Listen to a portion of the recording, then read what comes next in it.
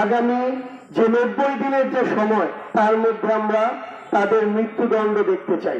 কিছু নরপিশাচের চোখ থেকে আমরা আমাদের বোনকে রক্ষা করতে পারিনি। এটা আমাদের সারা জীবনের জন্য শিক্ষা, আমাদের বাংলাদেশের জন্য শিক্ষা।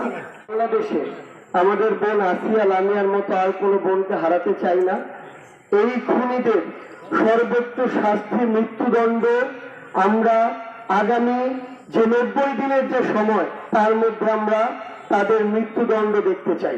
এবং এই মৃত্যুদণ্ড যদি প্রকাশ্যে আমাদের সামনে নাও দেওয়া হয়, তাহলে তাদের ওই মৃত্যুদণ্ড দেওয়ার যে চিত্র, সেই ছবি এবং ভিডিও পুরো পৃথিবীর সামনে আসা দরকার। তাহলে আগামীতে আর কোনো নরপিশাচ যাদের কারণে আমরা আমাদের বোন আসিয়া লামিয়াদেরকে হারিয়েছি, তারা এই বাংলাদেশে আর জন্ম নেবে না। অভ্যুত্থানের পরবর্তী নতুন বাংলাদেশে আমাদের বোনের বাবা আমাদের একজন সহযোদ্ধা এবং অভ্যুত্থানের একজন শহীদ, কিন্তু এরপরও কিছু নরপিশাচের চোখ থেকে আমরা আমাদের বোনকে রক্ষা করতে পারিনি।